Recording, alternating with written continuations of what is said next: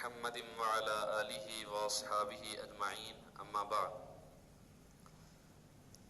قال الله سبحانه وتعالى في القرآن المجيد والفرقان الحميد أعوذ بالله من الشيطان الرجيم بسم الله الرحمن الرحيم إن هذا القرآن يهدي للتي هي أقوم وقال النبي صلى الله عليه وسلم خيركم من تعلم القرآن وعلمه او كما قال علیہ الصلاۃ والسلام۔ معزز خواتین، اللہ تبارک و تعالی نے اس دنیا میں انسانوں کی ہدایت اور انسانوں کی رہنمائی کے لیے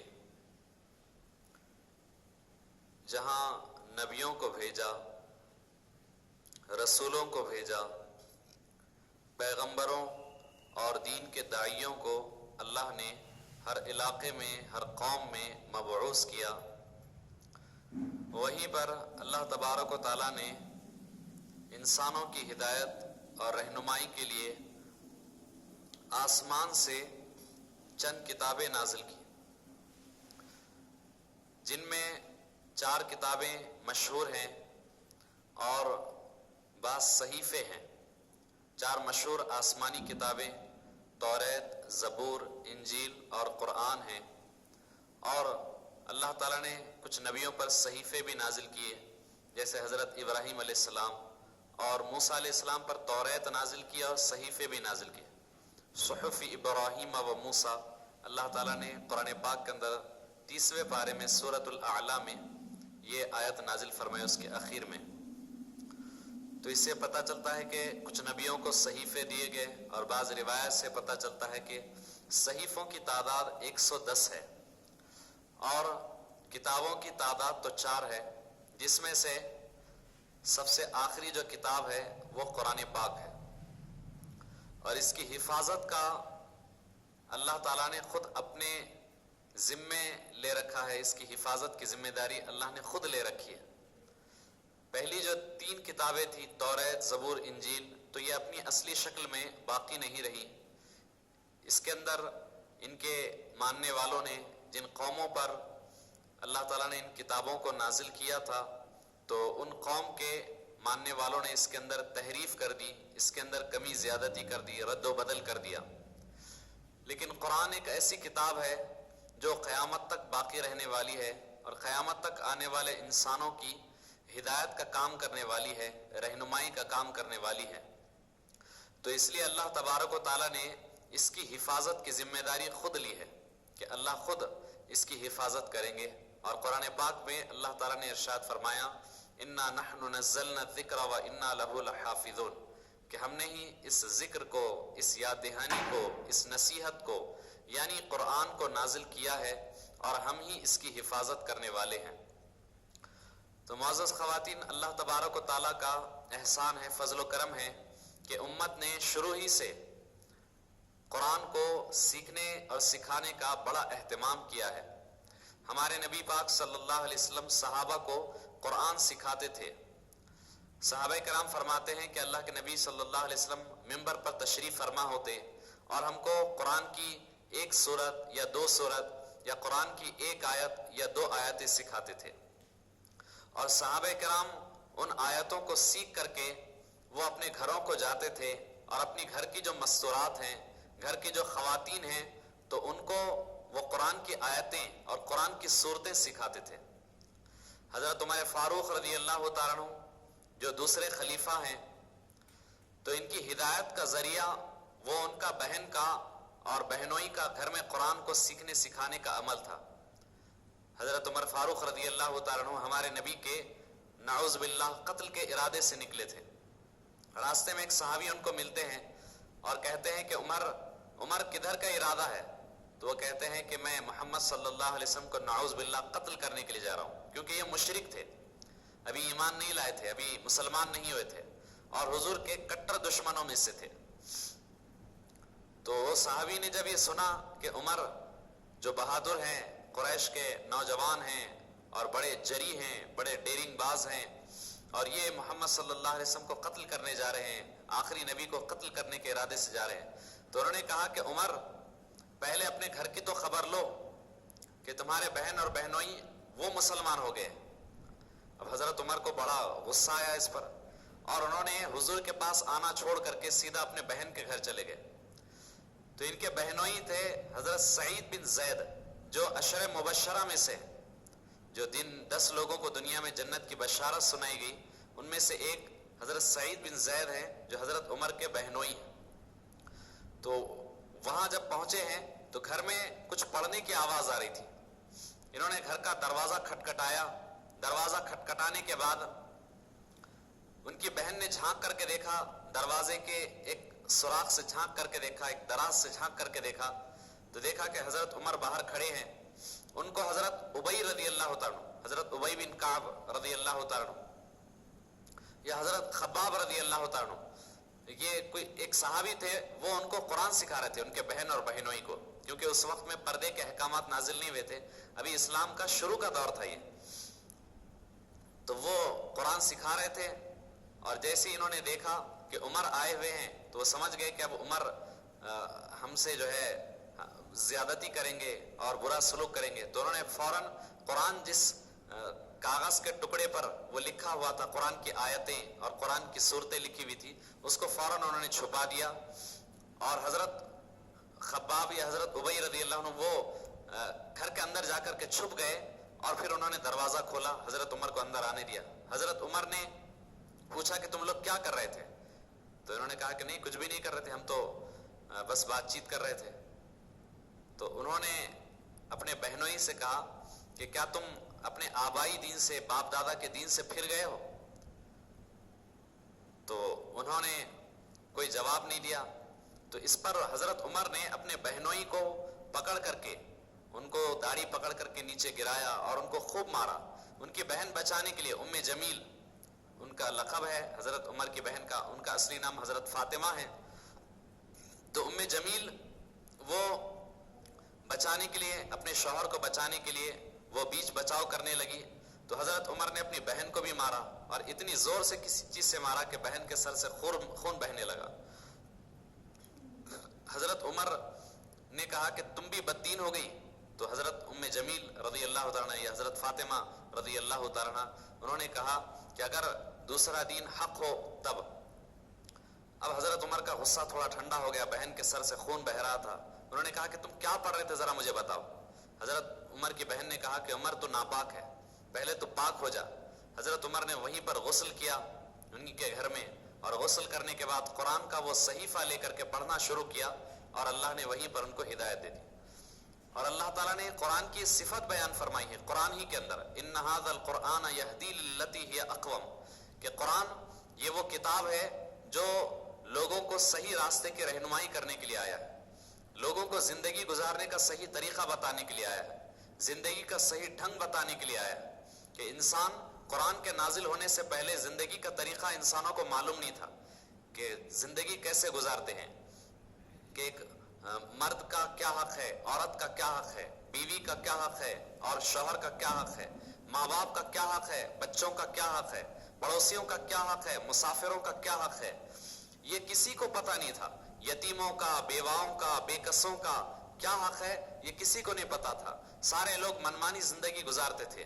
عرب کا بھی وہی حال تھا، اور پوری دنیا کا یہی حال تھا۔ پوری دنیا بالکل کھٹاٹوپ، تاریکی کے اندر، اندھیرے کے اندر ڈوبی ہوئی تھی۔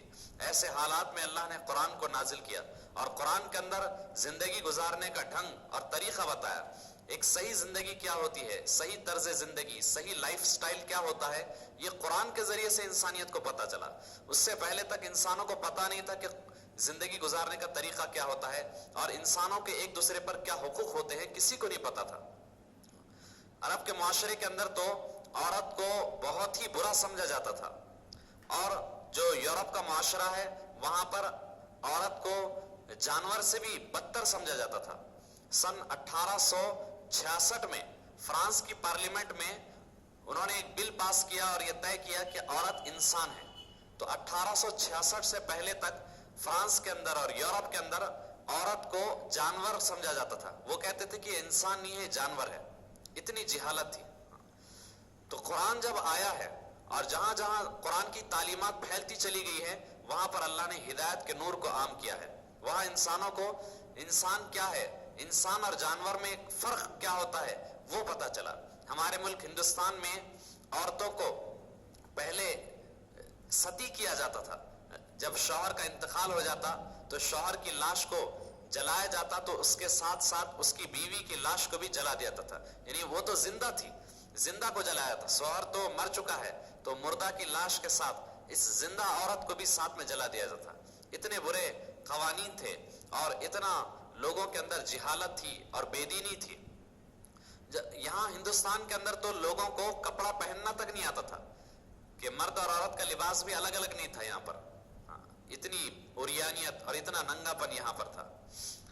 تو پورے عالم کے اندر, پوری دنیا کے اندر لوگ جہالت کی زندگی گزار رہے تھے.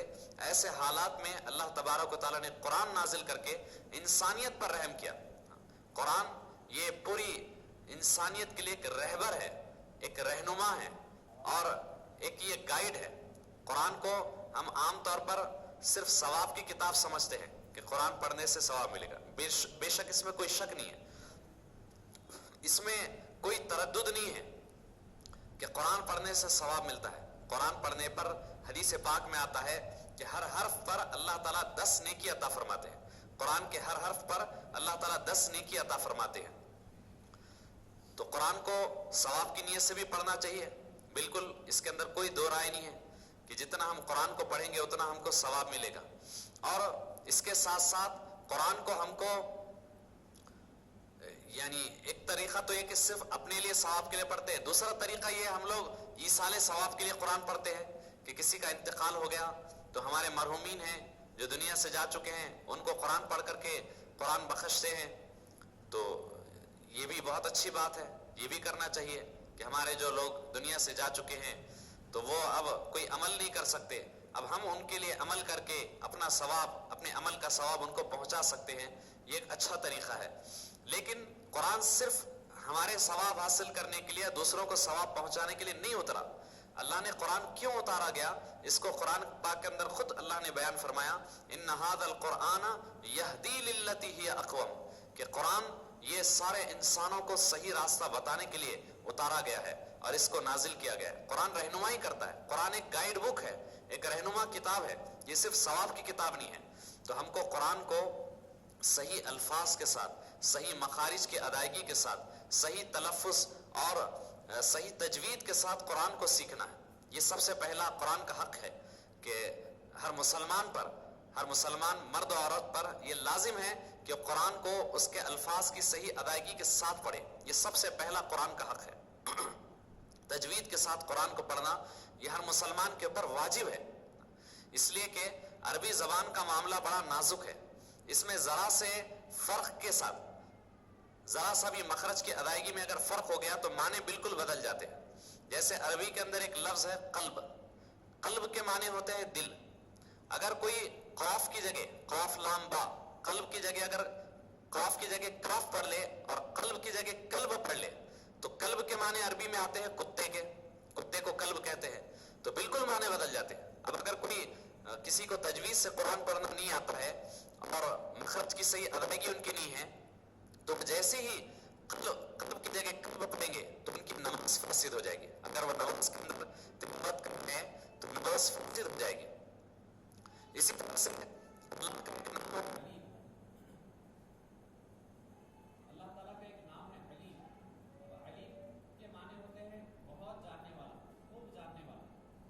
اب اگر کوئی علیم کے بجائے علیم کو علیم پڑھے, الف کے ساتھ پڑھے, تو علیم کے معنی ہوتے ہیں دردناک عذاب. تو دیکھیں کتنے معنی بدل جاتے ہیں. علیم کی جگہ اگر کوئی علیم پڑھے تو اس کے معنی بالکل بدل جاتے ہیں.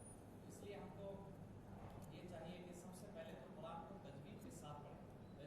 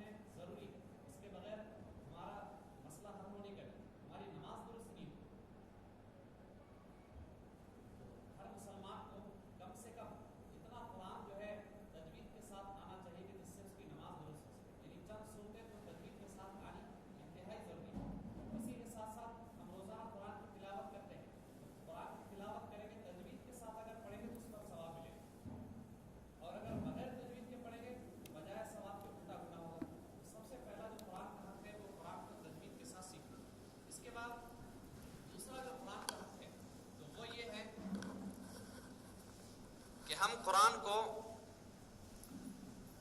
اس کے معانی کے ساتھ پڑھیں، قرآن کو ترجمے کے ساتھ پڑھیں، یہ بھی ضروری ہے۔ قرآن کو ہم نے صرف جو ہے ثواب کی کتاب بنا کر کے ثواب کے لیے پڑھ کے گزر جاتے ہیں، یہ معلوم کرنے کی کوشش نہیں کرتے کہ اللہ تعالیٰ نے ہم کو قرآن میں کیا کہا ہے، ہمارا رب ہم سے کیا چاہتا ہے، اس نے کس طرح زندگی گزارنے کے لیے کہا ہے۔ زندگی گزارنے کا کتنا بہترین طریقہ اللہ نے بیان کیا کہ آپ جو ہے اخلاق کی اگر تعلیمات حاصل کرنا چاہتے ہیں، سورہ حجرات کو پڑھیے کہ کون کون سی چیزیں ہیں جو معاشرے کو خراب کرتی ہیں، لوگوں کے اندر دشمنیاں پیدا کرتی ہیں، دلوں کے اندر پھٹن پیدا کرتی ہیں۔ یہ اگر آپ کو معلوم کرنا ہے تو 26ویں پارے کے اندر اخیر میں سورہ حجرات ہے، اس کو پڑھیے، ترجمے کے ساتھ معلوم ہو جائے گا کون کون سے وہ گناہ ہیں ہمارے معاشرے کے جس سے آپس میں دشمنیاں اور نفرتیں بڑھتی ہیں، تو اس سے بچنے کی کوشش کریں۔ اگر آپ کو نبی کی سیرت معلوم کرنی ہے، نبی کی بیویوں کی سیرت معلوم کرنی ہے، سورہ احزاب پڑھیے 22ویں پارے کے اندر، آپ کو پتہ چل جائے گا نبی کی سیرت کیا تھی، نبی کیسے زندگی گزارتے تھے۔ اللہ نے نبی کی سیرت کو قرآن میں بیان کیا ہے، اور نبی کی بیویوں کی سیرت کو اللہ نے قرآن میں بیان کیا ہے۔ سورہ احزاب کی آپ تلاوت کیجئے، اس کو پڑھیے، ترجمے کے ساتھ پڑھیے۔ آپ کو ازدواجی زندگی کیسے گزارنا ہے، شادی شدہ زندگی کیسے گزارنا ہے، میاں کو بیوی کا حق معلوم کرنا ہے، بیوی کو شوہر کا حق معلوم کرنا ہے، تو وہ سورہ بقرہ پڑھیں، سورہ نساء پڑھیں، اس کے اندر اللہ تعالیٰ نے ان کے حقوق بیان کیے ہیں۔ اسی طرح سے آپ کو میراث کے مسائل معلوم کرنے ہیں، وراثت میں کس کا کتنا حصہ ہے، یہ اگر معلوم کرنا ہے سورہ نساء پڑھیے، اس کے اندر اللہ نے سارے قوانین میراث کے بیان فرما دیے ہیں۔ اور اسی طرح سے کئی احکامات ہیں روزمرہ کے ہماری زندگی کے، وہ اللہ نے قرآن میں بیان کر دیے، لیکن ہم پڑھتے نہیں، تو اس لیے سب سے پہلے تو تجوید سے قرآن کو پڑھنا سیکھنا ہے۔ دوسرا حق قرآن کا اس کو ترجمے کے ساتھ پڑھنا ہے، تاکہ ہم کو معلوم ہو کہ ہمارا اللہ ہم سے کس طرح کی زندگی چاہتا ہے، یہ معلوم کرنے کی کوشش کریں۔ تو بہترین ترجمہ وہ ابھی فی الحال جو ہے اس زمانے کے اعتبار سے مفتی تقی عثمانی صاحب کا ترجمہ ہے، آسان ترجمہ قرآن یا توضیح القرآن کے نام سے وہ ترجمہ مشہور ہے۔ وہ ترجمہ قرآن کو منگوائیں اور روزانہ ایک معمول بنائیں، کم از کم ایک رکوع پڑھنے کا معمول بنائیں۔ روز ایک رکوع ہم قرآن پڑھیں گے بھی اور اس کو ترجمے کے ساتھ بھی پڑھیں گے، اور اس کی مختصر سی تفسیر بھی دی ہوئی نیچے حاشیے میں، تو اس تفسیر کو بھی پڑھیں گے تو ہم کو پتہ چلے گا کہ زندگی کیا ہے اور زندگی کیسے گزارنی ہوتی ہے، تو یہ چیز معلوم ہوگی۔ پھر قرآن کا تیسرا حق یہ ہے کہ ہم قرآن کو جو پڑھیں اس کو سمجھیں، اس کے بعد اس پر عمل کریں۔ قرآن صرف پڑھنے کے لیے، معلومات میں اضافے کے لیے نہیں آیا، اس کے اندر جو قصے بیان کیے گئے انبیاء کے، پچھلی قوموں کے، اور اسی طرح سے ہمارے نبی کی سیرت، نبی کی بیویوں کی سیرت، صحابہ کی سیرت اس میں بیان کی گئی ہے، تو وہ اس لیے نہیں ہے کہ ہم سن کر کے صرف مزے لے لیں یا سن کر کے اپنے بچوں کو کہانی کے طور پر سنا دیں، نہیں، بلکہ یہ ساری چیزیں قرآن میں اللہ نے ہمارے لیے عمل کے لیے بیان کی ہے کہ تم اس طرح سے اپنی زندگی کو گزارو اور اپنی زندگی کو اس طرح سے بنانے کی کوشش کرو۔ تو اس لیے قرآن کو عمل کی نیت سے پڑھنا بھی ہے اور اس کے اوپر عمل بھی کرنا ہے قرآنی احکامات پر۔ پھر قرآن کا چوتھا حق یہ ہے کہ قرآن کو دوسروں تک پہنچانا ہے، صرف اپنی ذات تک محدود نہیں رکھنا ہے، کہ اگر ایک عورت کو وہ قرآن پڑھنا جانتی ہے، اس کی ذمہ داری ہے گھر کے اندر اگر دیگر اور 4-5 عورتیں ہیں ان تمام عورتوں کو قرآن کو سکھائے، تجوید کے ساتھ قرآن پڑھنا ان کو سکھائے، قرآن کا ترجمہ پڑھ کر کے ان کو سنائے، یہ ذمہ داری ہے۔ قرآن کے احکامات کو عام کرے، اس کی تعلیمات کو عام کرے، یہ ہر ایک کی ذمہ داری ہے۔ بلکہ غیروں تک اسلام کی دعوت پہنچانے کا سب سے بہترین جو ذریعہ ہے وہ قرآن ہے۔ آپ قرآن دیجئے ان کو، قرآن پڑھنے کے لیے دیجئے، یا قرآنی تعلیمات کو ان کو بتلائیے کہ ہمارے قرآن میں ہمارے رب نے یہ کہا ہے، یہ تعلیمات دی ہے، تو اس کے ذریعے سے آپ بہت بڑا کام انجام دے سکتی ہیں۔ عام طور پر ہمارے گھر کی جو عورتیں ہیں، مسلمان جو گھرانے کی عورتیں ہوتی ہیں، ہم یہ سمجھتی ہیں کہ ہمارا کام صرف گھر کے اندر جھاڑو دے دینا اور پوچھا دے دینا، کھانا پکا لینا، برتن دھو لینا اور بچوں کو پال لینا، یہی ہماری ذمہ داری ہے۔ یہ ہماری بہت چھوٹی سوچ ہے، صحابیات کی یہ سوچ نہیں تھی۔